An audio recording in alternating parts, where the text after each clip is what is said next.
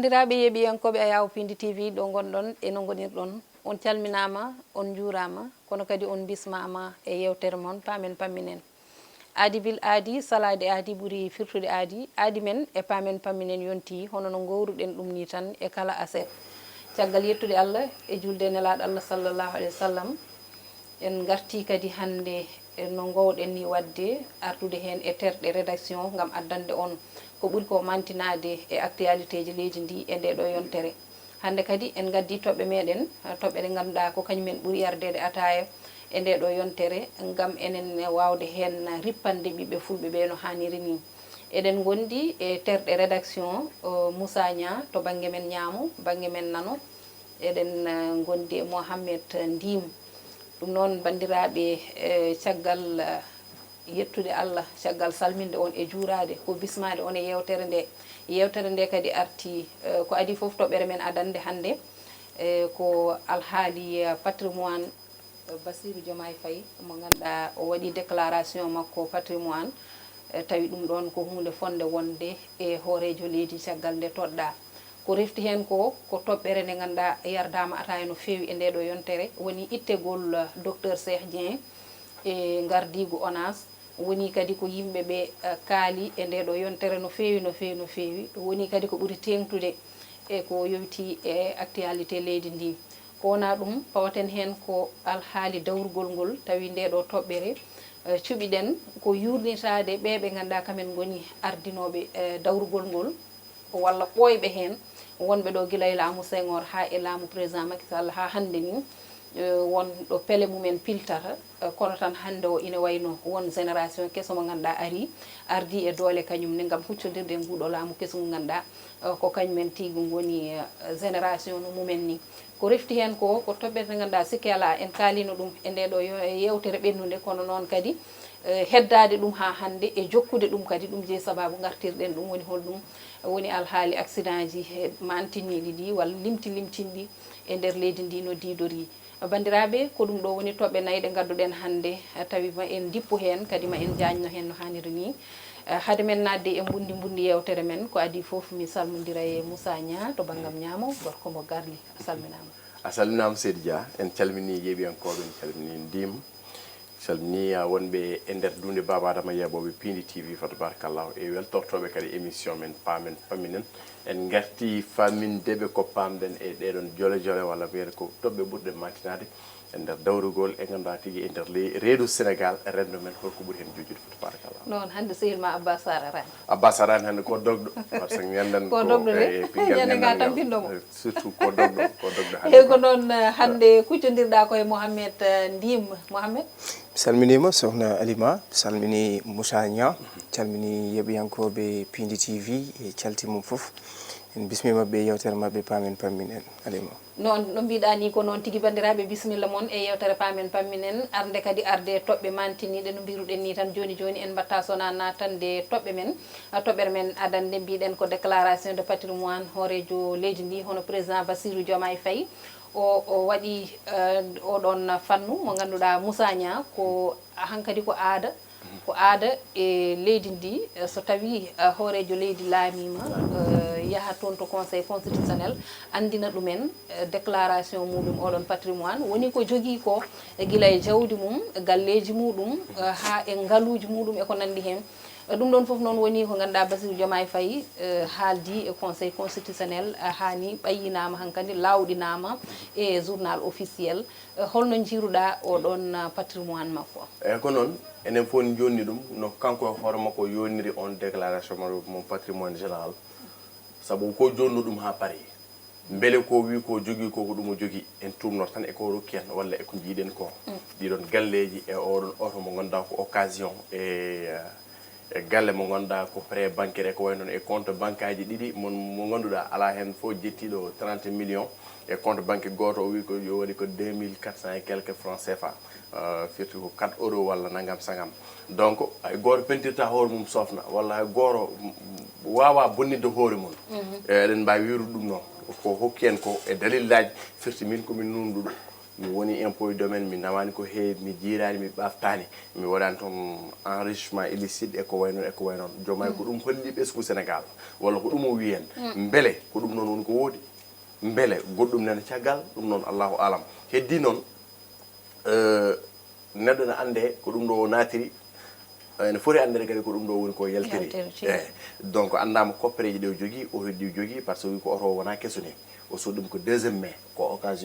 occasion o sodiri oɗon oto wonde impôt domaine kadi to yimɓe jeerodirta galleji foncier nangam sangam mbiya ko ɗum ɗon joguimi e ɗum noon ko ndema am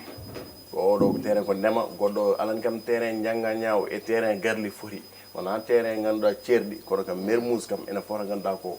hebde kalis kewɗo wadde ko no terrain o ko sodira o ko ɗum woni ko mahira ɗum noon jooma wi jogui ɗum noon sénégalais ji jaggi wadde eɗen jittan janggo e jaam yo andinen kadi ko ɗum ɗo ɓeydi hen walla ko ɗum ɗo usti hen walla ko ɗum ɗo kadi dancumi ha joni walla ko ɗon heddi surtout ko ganduɗa noon weeɓani e leydi men weeɓani e ardiɓe leydi men saabu heewi ɗo neɗɗo ari e jooɗade e laamu ngu walla jooɗi e laamu ngu ha gayna wiya aha min de ko ɗum ɗo joguimi kono noon sone yalta andude en holko ɓeydi hen walla so tawi wonko usti hen komi sikkani ko ɗum woni haala ka Mohamed Ndim déclaration oɗon patrimoine mo président Bassirou Diomaye Faye en ji o haali ko jogui o haali galle mo jogui o haali terrain ji ɗi o jogui o haali auto mo jogui o haali kadi compte uji bancaire kono kadi woni ñamale ɗe ganduɗa nani hen hande o noon haalaluji ɗi ɓe mbi ko ɗum ɗon ina wawi wonde aha kay ina gasa wonnode mo impôt e domaine hebde mo ɗum ɗo jogade mo ɗum ɗo ko nunɗal woni ɗon kono kadi ɓe mbi ala ɗum wawa wonde ko goɗɗum ɗum an holko pamminta hen bandiraɓe eyyi ne wawi wonde ɗo ummi to kadi foof woodi quotidien ji ɗi ganduɗa waɗino hen bindol mum ñanden yi mawɗo leydi o de ko basɗo to banggue koppareji kono ko galoto to banggue galleji dariɗi e leyɗele ɗe o jogui et c'est vrai que jiiɗen ko en jii quand même d'après ko waɗi jour e rapport mo windi o leyɗele ɗe o jogui bon galle mo jogui eɗen gandi kam so tawi a ummimo impôt e domaine hayɗo koɗɗa ƴewante eyyi privilège uji noon nana nder ha heewi donc ɗum ɗon ko hunde yimɓe ganduɗen tawno mi haalino ɗum DGID ko premier même quand même ko man financier walla mbiyen ko pouvoir mo ganduɗa ko ɗon leydi Sénégal yakori to banggue wonande koppareje ko way noon hade noon ko yiyete ko douane arde port autonome de Dakar e ko way noon bon ene wona mais min noon yonnudemi aussi no waɗiri ni ko yiddam kadi erademo yo ƴewɗo ummi to wajiɓe avantage uji mabɓe ne heewi hol darde nde o darto kanko ma andi il est quand même bien placé mieux placé information omo andi ko won toon donc kanko e premier ministre Ousmane Sonko holo mbaddirta haaɓe mbawa ustude vraiment ɓen ɓe ganduɗa ko wonɓe toon privilège uji ɗi jogui toon bon ko wona ɗum ko aussi que d'après won certaine kam secret ji ɗi o wat divulgué ɗon tan woni ɗomi yadani wonde salaire min président ko ɗum keɓami donc so tawi o fellira yiide ko ɗum keɓami lewru foof wadde jarani mboɗo sikki hankkadi on hokkan ɗon fayida ko yiyete ko caisse noire te ɗum kadi wasata wasde wadde président kam a jogori caisse noire mboɗo sikkuno ɗum ɗon foof est ce que kadi ko ɗum ɗon woni koko yoɓete ɗum ko c'est des questions parce que mi wawa famde ouais parce que eɗen gandi ministre ko yoɓete le premier ministre Ousmane Sonko ne jogui caisse noire kañum le président de l'Assemblée nationale a famille donc président du conseil économique social et environnemental ko yoɓete donc yiide min ko 5 millions donc min kam franchement ɗon mi yadani makko donc vraiment e yiide quand même won darde nde ɓe gardi won jimri nde ɓe gardi e mboɗo sikki ɓesguji leydi Sénégal na fof nano paadi nayorade e noɓe mbiri ni wadde emin paade mabɓe quand même ustude gueɗe kewɗe ɗo ganduɗa que secteur aji ganduɗa surtout kanko ɗon woni almudo ɗon ummi haw heeɓi ko sohnaji ko noon omo jogini ɗum humpito wadde omo andi ko woni toon omo andi ko yahata toon tawde woni ko toon o wonno kono kadi o gollima ɗon ko heewi en tout cas hande o enen mbiyeten tan ko o ari o haali ko jogii ko ngaluuji makko haa e jawdi makko darindi kan kadi haa e lelindi kono janngo e jam mbele so tawi o ummoyima ɗo ma o waas yaɓɓude e pelle rewnoɓe ɗo ɓe o haala holko ko joguino ko o haala kadi ko jogui e on tuma ɗum ɗon noon woni ko ganduɗa kam en kewani yiide ɗum e nder leydi men hayso tawi woni kam ɗum ɗo ko hunde nde ganduɗa ko hunde fonde wonde kala nde jomum laami alay saago wiya yimɓeɓe ko ɗum ɗon joguimi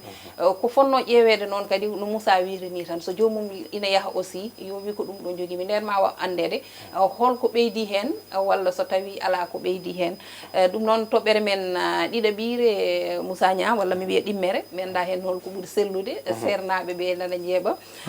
toɓɓere ɗimmere nde ko alhaali on mo ganduɗa kañum woni docteur Cheikh Dieng en jii o ittama e hoore ONAS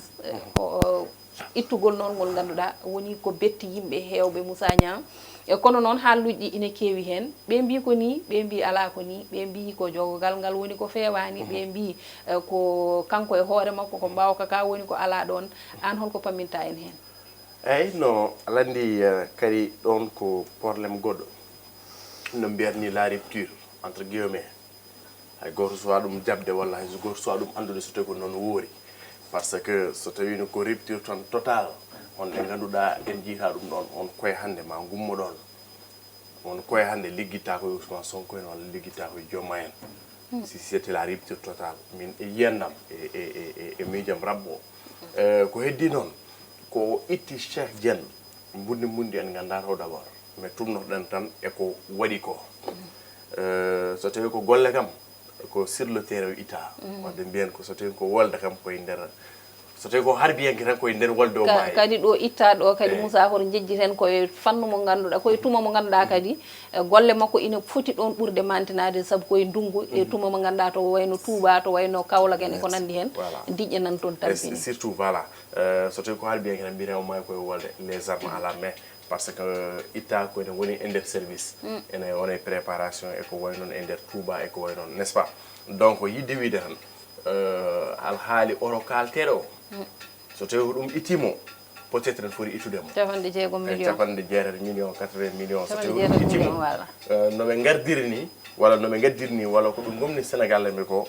kalis men fotani ñamede walla nanne e cukkiri ɗum ne foti ittudemo Cheikh waɗino mené enquête mbeɗa sikki kam mbaɗo mené enquête e oɗo gestion mum nébuleuse arta kañum ne bone waɗa même gestion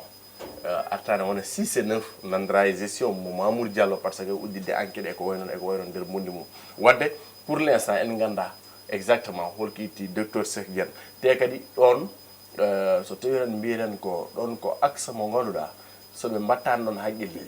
ko ɗon woni ko ɗon peut être ɗon ene jaari ko liɓiri Macky Sall walla ɗo ɓe keɓiri Macky Sall woni alhaali diƴƴi toɓoli alhaali ganduɗa ko banlieue alhaali Touba ene jeeya hen par ce que kalde ndungu toɓi tan jomum goyat te ONAS ko kañum wawi ñawdude nde ɗon saɗede mi sikku koppereje kewɗe nannama toon plan ji kewɗi eɓɓoje kewɗe président Macky Sall waɗi 700 milliards eɓɓoje kewɗe président Macky Sall waɗi ɗum kono waɗani réussir on banggue beele ko casting o wonnomo fewani beele ko Cheikh Dieng nanni haalise cukkiri beele alhaaliji kewɗi nan ɗon toɓɓe kewɗe nan ɗon donc nak namde kewɗe nan ɗon ɗo e balɗe dadɗe mani gandu alhaali carrément holko itti docteur Cheikh andude ɗum nde noon fotata ummorade koto mabɓe kamɓe ittuɓe ɓe ko kamɓe mbawi andinde yimɓe Cheikh Dieng hoore muɗum ina gasa so haali woda ko suggi walla woda ko saggi so tawi en tumnima e haalluji politicien kono kamɓe ɓe ittuɓe normalement ko kamɓe poti laɓɓinande yimɓeɓe ta kam haalluji ɗi keewi Mohamed Ndim Mohamed Cheikh Dieng hande andude mbo kanko golle makko e compétence makko woni mbawka makko to banggue oɗo fannu to banggue taaridi e ko nandi hen kanko docteur Cheikh Dieng eɗen gandi to banggue taaridi machallah ko neɗɗo mawɗo e oɗon fannu kono kadi en jii kadi no jirannoɗen kadi golle makko e darde makko e kadi pellital ngal o jogui hen ngal surtout hande o to banggue jumde e banggue mbawka ka beele an aɗa wawi ɗon jabde e bon aɗa andi kanko ko halfina ko ONAS o saha mo kalten ko secteur mo ganduɗa ne waɗi sensible no fewi par ce que ko mbiyen ko secteur mo ganduɗa hande dogata ko wallude yimɓe e banggue diƴƴituɗoji en e ko way noon mbawen siftorde plan décennal des milliards des centaines de milliards waɗa injecte pour quand même wawde wallude yimɓe ɓe ha mbawa yaltude jokdude yittuɗoje ko way noon et même ha joni won député ji nana dari on rapport ne foti udditede kala jillaɗo hen beele mbawa waɗede kono écoute keɗeɗa holno gestion ma yaari e ko way noon donc Moustapha Mbengue Keur Massar ñande ne jii donc ɗum ɗon foof nan ɗon donc koko waɗi sensible Cheikh Dieng ari tottama ONAS hawre e ndungu e ko gonga guilo ari o jooɗa ko monayi sur le terrain mais holko woni less ko mbiyata ko kolngel ƴakki awdi ko ɗum walla wona ɗum parce que en jii quand même woodi initiative uji ɗi o ƴetti depuis ko nde o ari kadi woro jejjiren toujours enen eɗen keewi so tawi en tottama postoji mbaɗen ɗum politisé ko mbiyata ko recaser les alliés politiques wadde récompensé ɓe ganduɗa ko bouclier ji ma ɗi jawtunoɗa e ko way noon parce que même mi liiri mboɗo naata aɗa andi il faut kadi ko yimɓe ne mbawa nadde e chaque ministère e waɗoye abonné e page mabɓe aɗa ƴeewa information ji mabɓe ɗi ɓe mbaɗata ɗum par ce que nde o ari quelques jours après walla mbiyen quelques semaines après o waɗi créé ko yiyete ko brigade d' intervention rapide so tawi to ɓe waɗi ha woodi ɗo waɗi comme ko kewno ko Kaolack tawi ene waɗi cellule mo ganduɗa rapidement yaha toon wawde wallude yimɓe ɓe e jogdu ndu e ko way noon wallude ɗumen kamen waɗi ɗumen sauvé mais to banggue recrutement o yaha vraiment c'est à dire entreprise nationale so tawi an aɗa waɗa recruté poɗɗa rewde koye conseil d' administration donc Cheikh ari déjà Mohamed mi taƴanima ɗon kono wiyama wonde hay nde o darnata oɗon fannu ɓen ɓe ganduɗa kamen goni PCA o tinani ɗum c'est ça parce que a wawa wadde ɗum PCA waɗani conseil d' administration jooɗaki par ce que ko leydi liggontoɗa wona entreprise mo ganduɗa c'est privé o donc kala kaɗa waɗa andu won gonɗomo dow surtout ONAS holto waɗi rattaché koye ministre mo ganduɗa ko kañum jogui l'eau e comment dire e assainissement mo ganduɗa ni ne hollite wonde ɓe gona quand même nanodirɓe guilo ari accu ɗum ɗo mi accani watni mi waɗani ko ni pamirmi donc et aussi so tawi kanko Cheikh o ari kadi Cheikh holɗo ummi Cheikh ummino ko PDS yeehi ha wonino chargé des élections en jii hande oɗo c'est vrai que alliance waɗi Cheikh ummimo toon waɗi créé propre parti mum yeehi ɓennani parrainage mais arti ƴetti bagage mum walli parti Ousmane Sonko mais coalition Diomaye président ko récompense walla wona récompense ko profiling bon ko profil Cheikh Tota en ganda puisque ɗon e balɗe capantati ko jaɓanɗen koɓe mbi ko Bassirou Diomaye Faye ko lebbi tati min gari on mbawa arde mbiyon bilan amen moƴƴani dokke min jaaha ha ɓooya seeɗa donc kankone ko on tolérance tan joguiɗen e makko heddi noon holko woni nder ha addide ɗo caɗele ɗum ɗon peut être ɗo yeeso men paam peut être ɗo yeeso ma faamoye en tout cas haalaluji ɗi ne keewi ko haala hen ko Mohamed Ndin Moussa Niang ine heewi oɗo oto 80 millions mo mbiɗa wonɗo wiya wonde e kabaruji ɗi keɓɗen wonde oɗon oto ko aɗa andi wiyama wonde kanko Cheikh Dieng nde o yetti nde woodi marché ji gré à gré ɗi o waɗi ɗi ganduɗa ko kanko e ɓen ɓe ganduɗa kanko woni mataw ko wallidiɓe makko walla taw ko yiɓe entreprise mo ganduɗa liggortono koye ONAS entreprise oɗon ko kañum bismorimo oɗon oto e kabaruji ɗi keɓɗen on entreprise nde bismorimo oto o nde caggal ɗum ministre tutelle o e hoore muɗum wimbo ruttin oto o ɗum ɗo yaadani e jubal jubanti mo mbatte noon nde o ruttinta ɗum au lieu o ruttina ɗum tan o ruttinani o ƴettu oto oɗon o yeyti ɗum o hefti ɗiɗon 80 millions ɗum ɗon foof jeyama e haaluji ganduɗa kaalaɗi yante oɗo brigade d' intervention rapide mo mbiɗa ɗum ɗon kadi woni ko haala kadi e haaluji ɗi kono kadi jiiɗa kadi e ƴettude yimɓe makko ɓe ganduɗa janggo e jaam ko keɓata toon ko walla entreprise uji janggo e jaam so tawi tottama golle ɗe ɗon beele alana tan to an ka jidde caaro e kawnajo de so tawi tottama ɗum ɗon kankone ma won janggo e jaam ko heɓoy hen walla gadda yimɓe ma hande o mi wiye min mi toɗɗama mi adda Moussa Niang mi adda Mohamed Ndin mi ƴeewoya Abdoul Dia walla Mamadou Oumar Dia mi aha gaare keede ɗo ɗum ɗon foof vraiment ine jeeya e ko ganduɗa haalama Allah mi yalam noon tawde woni haala ka suwata o wonko ganduɗa kam ko heewi hande o enen presse o haaluji ɗi ine keewa itte to watte ga ɓe kala ɓe mbiya ko ni ɓe mbiya wonani ko wawi hen wonde foof ko woni yeeso daɗani guite ina gasa kadi nde ɗo toɓɓere en gaynani hen saabu haala muɗum koko jokki so hawri e welede Allah ma en gartoy hen kono kam ko ɓuuri labde kam ɗiɗo kabaruji kam en keeɓi ɗum heddoto ko ɗum woodi walla wona ɗum woodi ɗum ɗonne kadi ma laaɓoy foof wona min wi noon keɓten koye kabaruji oɗo wi komi jidda caare kawnajo peut être mataw ko toon ittumi haala ka walla ala min kay mbimi ko mbata cheikh ƴettanimo amino non Cheikh ƴettani mboɗo yinno Cheikh ƴettami noon mboɗo yinno Cheikh ƴettami no feewi ko noon ɓenɗen nde ɗo toɓɓere momin ndima toɓɓere meɗen rewde hen nde e ngolmi adoroma toɓɓere men rewde hen nde ko alhaali dawrugol ngol en jii hande ɗiɗo politicien ji ɗi ganduɗa ko ɓoynoɓe ɗo woni les anciens ténors sen belama mbiyen ɓe ganduɗa ko wayno hande Moustapha Niasse en jii guilay laamu Senghor ha hande ko wayno Khalifa Babacar Sall en jii nde puɗɗinde e dawrugol nde peut être on tuma ina gasa ni tawa président Bassirou Diomaye Faye jibinaka tawa walla tawa nden tawa ina yaara e duuɓi dabɓi hedde duuɓi ɗiɗi en walla tati en ko nandi hen ɗum ɗon fof nan ɗon hande o kamɓe eɓe gonno e dingral dawrugol ngol ɓe natti yiyede no feewi ko wayno hande président Abdoulaye Wade en jii PDS no yaari ni hande noon yiya ko jeese kese ɓe ganduɗa ko kañum en jogori huccodirde e ɓeɗo wonɓe laamu ngu nde tawno kañum en ne ko jeese kese ko sukaɓe génération ina wayno ko kamɓe jogori hande tambitade golle ɗe so tawi en turnima e gonka ka eyyi ko mbiɗa ko aɗa andi windiyanke goto politicien windiyanke mawɗo ganduɗa inde mum le lolli no fewi wiye Antonio Gramsci le fondateur du parti communiste italien o yi eɓe mbiya politique manam fewata wona reedu fina tan jibina kono noon sen jibino yo andu ko jibinto ko c'est vrai que hande en jii waɗi changement hande ndeɗo haralde ari ena lolli no fewi kono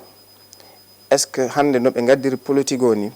ene yaadi koɓe mbiyata ko enen aɗani enen wonko tawɗen c'est vrai que eɗen mbaɗa politique kono toujours saɗa waɗa politique aɗa woppa ko heewi ma ƴeew diine ma o ma ƴeew holyan gonka ma ka ma ƴeew to jeeyɗa ɗo donc ɗum ɗon foof Allah ne moƴƴiran ɗum Sénégal donc ɓeɗo ɓe gari Sénégal ne waye ko mbiyata ko école to banggue politique les politiciens là par ce que mboɗo sigi wayri ko guilay PDS guilay PS jafo noon guilay PS en jii hande woodi hen ni hande e ɓeɗo ɓe ganduɗa ko katani wonɓe hen ɓe ganduɗa ndewi hen seeɗa hay hande so jooɗima kaali aɗa andi ɓe won ɗo ɓe ndewi exemple comme Barthélémy Dias Barthélémy Dias a heeɗima ɗum aɗa andi o rewi PS mais hayde école mabɓe tasi o woni neɗɗo mo ganduɗa ko ɓattiɗo Khalifa Ababacar Sall ɗum waɗi malgré no way wulde e tout kono aɗa andi ko neɗɗo mo ganduɗa wonko jogui to banggue politique heddi noon ko ɓeɗo arɓe hande hani e joɗiɓe leydi ndi est ce que ɓe ndewi école aji politique ɓe ndewani te ko hunde fonde wadde wadde fayida won beddodiral konnguɗi wanno hakkude Ousmane Sonko e Barthélémy Dias haw weddimo ngol ɗon konngol way si ha joni aɗa andi ɗum ni saabi yimɓeɓe mbaɗi question holko saabi deƴƴere mabɓe kamɓe voilà donc ɗum foof nan ɗon kono ko jiɗani tan alay saago hande ɓeɗo waɗo politique ɓe daña waɗoɓe coaché mais enenne malheureusement hande en jii so tawi mawɓe leyɗele men walla ɓurɓe fayidinde to banggue politique so jomum yeehi ha waɗi retraite tan heewani ni kañum heewi ko berade banggue walla faya à l'extérieur en jii hande banno Abdou Diouf nana France banno Ablaye Wade bon kono ko probléme aji quand même accitaki kono ne waɗi tan canalisé hoore mum donc o accitaki c'est vrai kono waɗi canalisé hoore makko hay so tawi o accitaki hande PDS mboɗo sikki no wayni wona noon no fonno wade bon yiide tan hande politique eɓe poti dañde ɓe ganduɗa ko darodɗe ɓe ganduɗa ɓe daña tumnorɗe ganduɗa vraiment ɗum so waɗi hande sa yi ko kewi ko hakkude 2022 ha 2023 hande oɗo jeunesse toujours mi haala ɗum ko Abdou Diouf yino à Thiès cette jeunesse malsaine mbimi wona nde no fonno haalde ɗum ko hande o fonno haalde ɗum holko saabi ɗum ko ndeɗo haralde nde noɓe gaddirini politique ana moƴƴi vraiment jomumen mbaɗe renforcement de capacité jomumen mbawa heblede to banggue politique voilà donc ɗum ɗon kam ko hunde ganduɗa ana ngakki no fewi Moustapha Niasse en a faami ko ko yimɓe ɓe ngannduɗaa que vraiment ko fotɓe hannde dañde sukaaɓe ɓe ngannduɗaa ne mbaɗa ɗum en conseil en totta ɗum en tout cas hannde o kamɓe en jii darnde maɓɓe ɓooyi e dawrugol ko wayno Moustapha Niasse hannde haa e laamu président Macky Sall en jii gila e laamu Senghor Moussa Niang kañum en ko kañum en gaƴƴondirtuno e Senghor en président Abdoulaye Wade en ndewi e laamu ndewe laamu Moussa haa e laamu président Macky Sall Moustapha Niasse ina yiye hen darde mum ne yiye hen kono kadi won kadi dongal ngal ganduɗa rondanoma ɗum e te on tuma sukaɓe nan ɗo sukaɓe ɓe ganduɗa kañumen ne hande o ina poti yitade koye mumen e nder dawrugol ngol hande o noon ɓen ɓe ganduɗa kamen goni Moustapha Niasse en peut être Khalifa Sall won jaydeji kolliti hanki wonde anni mum ko wadde coalition mawɗo woni kawtal ngal ganduɗa ko dinindowal lundiɓe ɓe firti ko on kam woppani taw dawrugol kono de ɓeɗo sukaɓe ko wayno Bougane Gueye Dany en ko wayno Ceerno Bocoum en hande o nana puɗɗo hollirde koye mumen beele firti ko kamɓe koye mabɓe ko kamɓe mbawi huccodirde e ɓeɗo ardiɓe laamu ngu nde tawno koɓe génération goto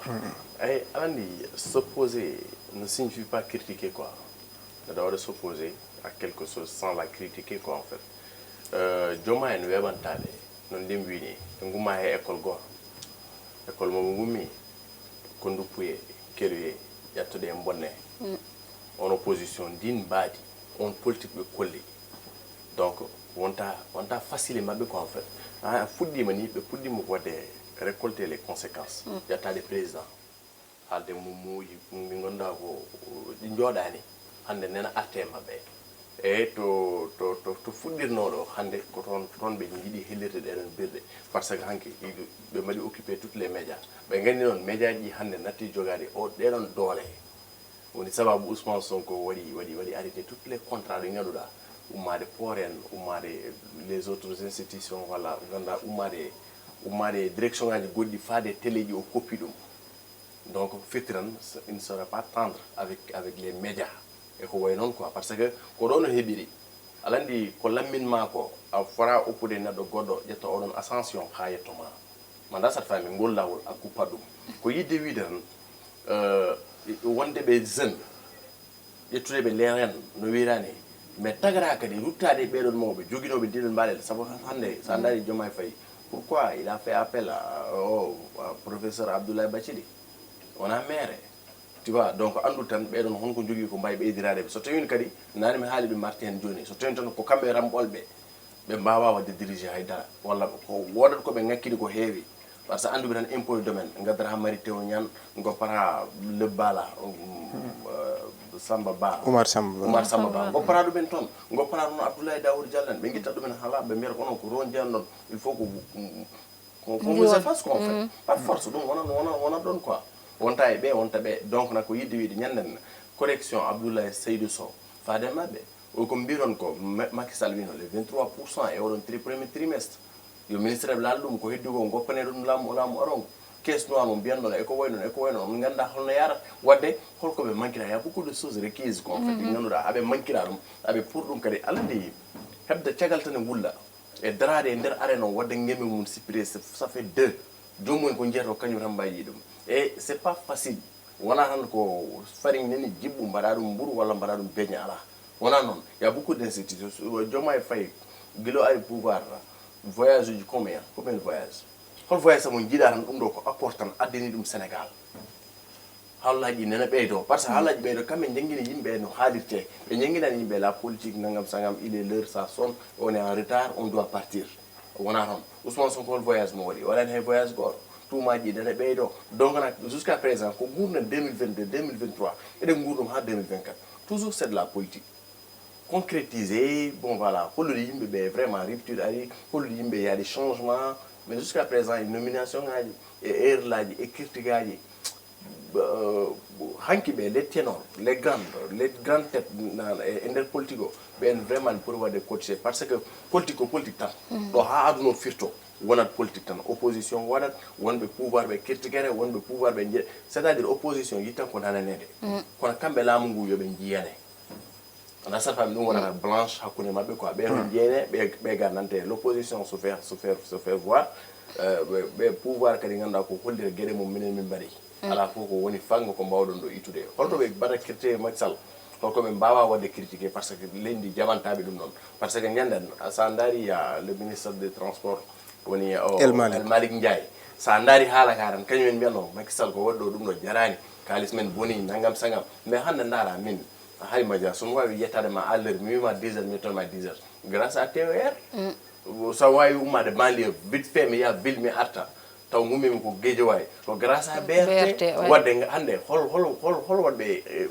hol nawɓe oɗon bénéfice saɗa critique en tant que opposant andu no mbaɗiɗa critiqué pétrole men fuɗɗima sefeede nawama caggal leydi Ousmane Sonko wino noon hande pétrole holmo waɗi ɗum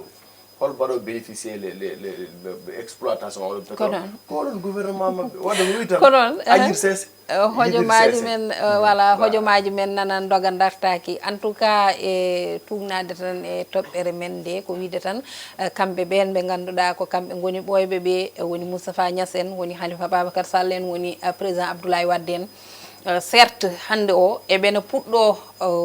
yaltude e dingiral ngal kono tan sukaɓe ɓe hoto jejjiɗ wonde ine poti ɓattadeɓe e kala e saaha no Mohamed ndi wiri ni ine poti kadi e kala e saaha hato jinde e mabɓe nde tawno ko wonno ɗo ko natti wonde walla so tawi wonino koye landa goto yiyata noon ɗum kadi ko hunde wande fayida kamɓe e koye mabɓe ɓe foti ruttanade ɗum ko wayno Bougane Gueye Dany hande ko wayno Ceerno Bokum e ko nandi hen e woɗɓe kañumenne nana mbaɗa imposé nana kollira koye mumen ɗum ko gam wawde huccodirde e nguɗo laamu hollirde wonde kañumen ko lundiɓe timmuɓe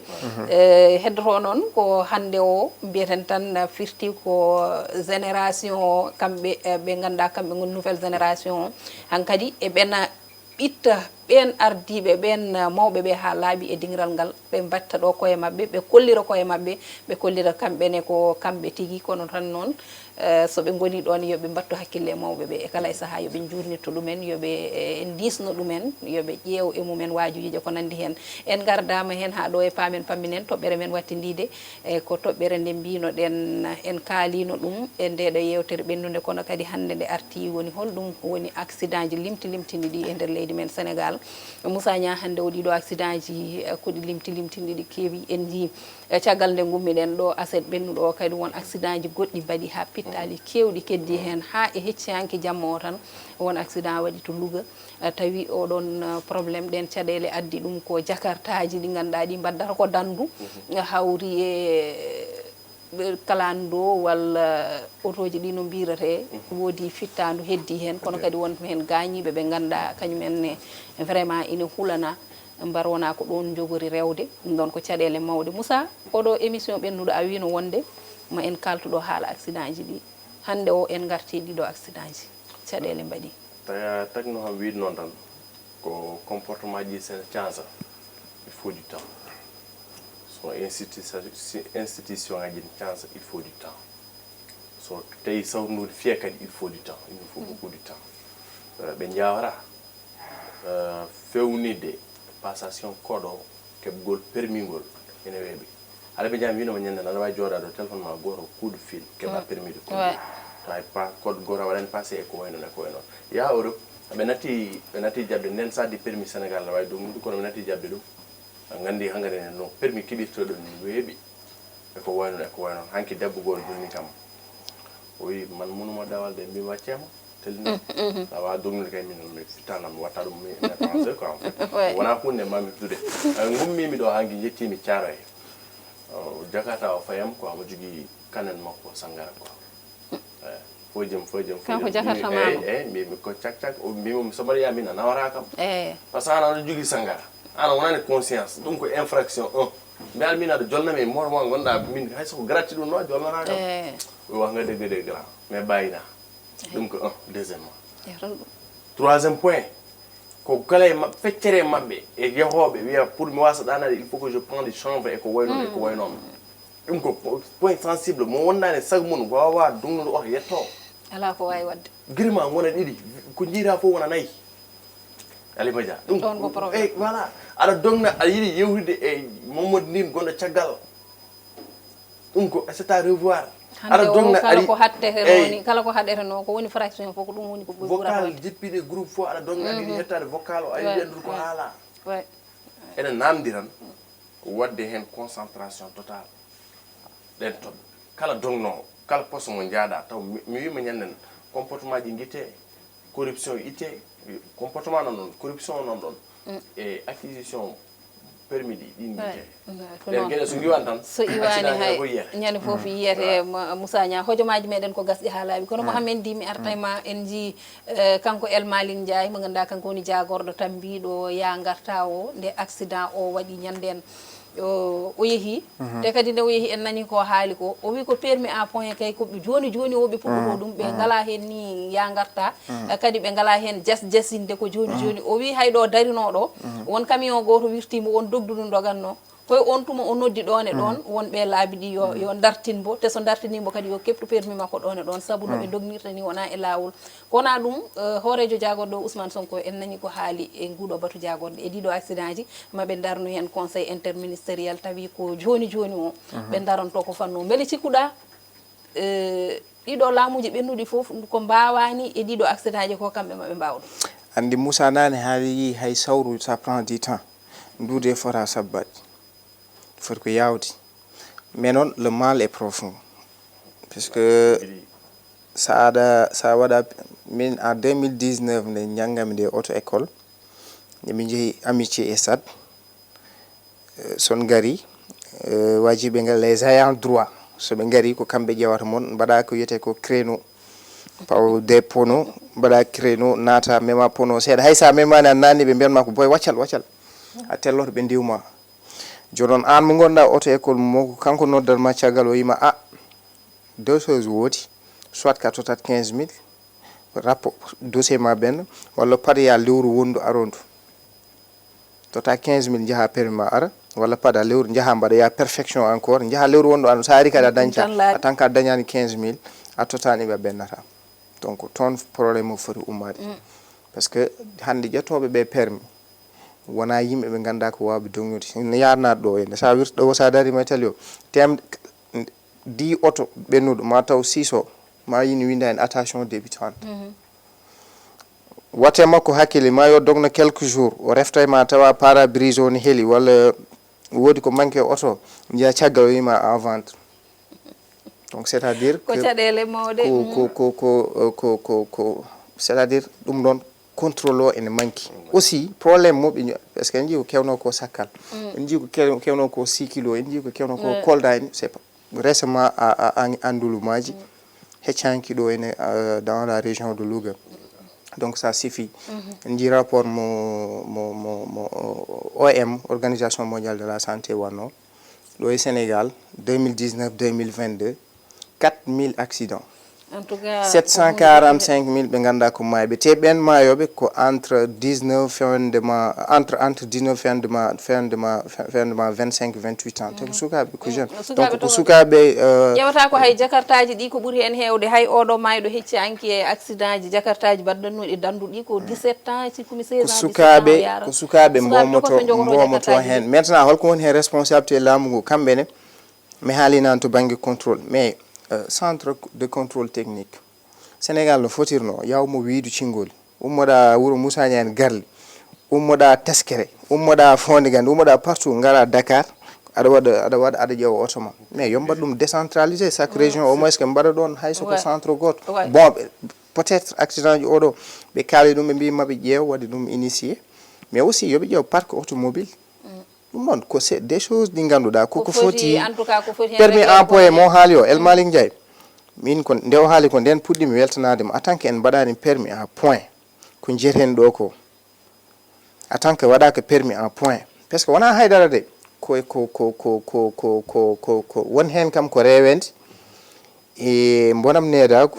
e mal d'éducation aussi enen noon les passagers enen passager ji aussi eɗen jogui hen responsabilité par ce que neɗɗo an ko an jeeyi hoorema min gandumi ko hooram tata somi tawi ne waɗi noom tan mi jolta a wawa wadde donc ɗum ɗon ko c'est des choses ɗi ganduɗa laamu ngu an foti hen accude hakkille ɓe mbaɗa réformé e ɓe ƴeewa vraiment wawde même les exportations auto ji mais auto 2014 2015 laamu em jogui responsable donc c'est des choses ɗi ganduɗa quand même yoɓe ƴettu hen yoɓe ƴettu hen paye hojomaji meɗen koko gasi ha laaɓi ko foti hen ko yurnitede ine heewi ko foti hen haalede ko ine heewi koɓe poti sukkude aussi e jolɗe ɗe ne keewi saabu hande o ina famɗi mo jiyatane dogna tawa ne waɗi respecté code de la route ɗum noon bandiraɓe en gardama hen ha ɗo hojomaji meɗen gasi ha laaɓi ceer ko ɗum ɗo min gaddanno on hande e paamen pamminen kala hen ko woni ferguitende on ñagama yaafuya gandon wona ɗum wonno fandare nde wonno ko famminde on kono kadi e weltinde on e kala e saaha Moussa Nia konngol ma mbayni ko eyyi ko weltanade ndim e les analystes très pertinents e weltanadem aussi e ɗen toɓe ɗe ganduɗa fammini yimɓe ko heewi weltanade Djiby Dieng to karallagal en kokkiɓe rendez-vous la semaine prochaine inchallah Mohamed Ndim altine so hawre welede Allah altine olel piidi inchallah Moussa an mane garta olel piidi mami har ole ko suba halaw ay Djiby Dieng yiili hoore en tout cas olel piidi kam mboɗo andi Moussa ala e olel piidi sabu Moussa weldani e subakalaw ko ɗum woni noon oɗo Mohamed Ndim noon arat ɗon e ɗano mi wiyambo Moussa ñande ne jogui funere non mi wawa par ce que min nden mami juula salatu nde puɗɗa lelade fuɗɗo danade eyyi ko joni noon ka ko ɗon iwata ha laaɓa ceerɗa ɗum ɗon bandiraɓe gasi ko ɗum ɗo wonno paamen pamminen mi yetti on Moussa Nia wondude Mohamed Ndim en jetti dendagal yeeɓiyenkoɓe Ayaw Pindi TV tengti e wattuɓe hakkillaji mumen e ndeɗe yewtere paamen pamminen aadi men so tawi gueno ñaawi e paamen pamminen ko aset paaɗo kono haade nden no Mohamed Ndim wiri ni aadi men e Olel Pindi TV hoto jejjite ko altine so tawi gueno ñaawi sanga waktuji 10 ɗo e nden yo jami kisal e nden ko Allah woni men enen kala on jarama